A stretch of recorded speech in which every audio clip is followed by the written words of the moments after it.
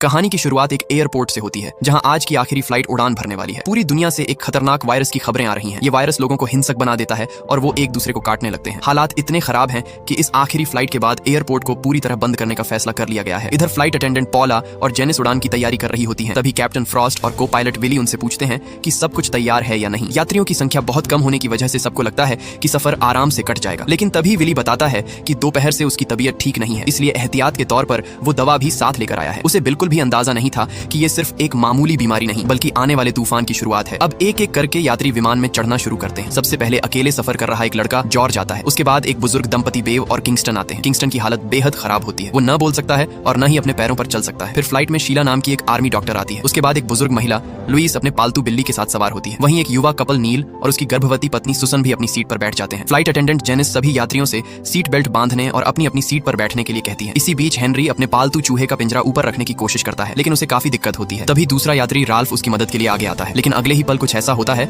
जिससे इस पूरे सफर की किस्मत बदल जाती है। पिंजरा संभालते समय अचानक चूहा राल्फ के हाथ पर जोर से काट लेता है। यहीं से उस डरावने सफर की असली शुरुआत होती है। क्योंकि चूहे का पिंजरा ऊपर नहीं आ पाता, इसलिए जेनिस उसे बाकी सामान के साथ कार्गो सेक्शन में रखवा देती है। उधर एक और यात्री प्रेस्टन लगातार खांस रहा होता है। उसकी हालत भी बिल्कुल को पायलट विली जैसी लग रही थी, लेकिन उस वक्त किसी को इस बात पर शक नहीं होता। कुछ ही देर बाद फ्लाइट उड़ान भर लेती है। शुरुआत में सब कुछ बिल्कुल सामान्य लग रहा था। तभी गर्भवती सुसन और उसका पति नील हेनरी से बहस करने लगते हैं। उन्हें गुस्सा था कि वो अपने साथ चूहा लेकर फ्लाइट में आया है। मामला बढ़ता देख फ्लाइट अटेंडेंट जेनिस बीच में आकर सबको शांत कर देती है। हेनरी बताता है कि वो एक वैज्ञानिक है। उसका कहना था कि आज की दुनिया में इंसानों के अंदर इंसानियत और समझदारी लगभग खत्म हो चुकी है। इसी बीच टीवी पर चल रही खबरें माहौल को और भी डरावना बना देती हैं। वायरस अब पूरी दुनिया में फैल चुका था और सरकार ने लोगों को घरों में रहने का आदेश दे दिया था। लेकिन असली मुसीबत तो अब शुरू होने वाली थी। अचानक राल्फ, जिसे पहले चूहे ने काटा था, उसकी तबीयत तेजी से बिगड़ने लगती है। वो अपनी सीट पर अजीब अजीब आवाजें निकालने लगता है। जेनिस जब उसके पास पहुंचती है तभी राल्फ अचानक उसके ऊपर उल्टी कर देता है। इसके बाद वो जोर जोर से चिल्लाने लगता है और कहता है कि विमान को तुरंत नीचे उतारा जाए। शोर सुनकर पॉला भी तौलिया लेकर वहां पहुंच जाती है ताकि जेनिस की मदद कर सके, लेकिन इस अफरा तफरी में किसी का ध्यान नहीं जाता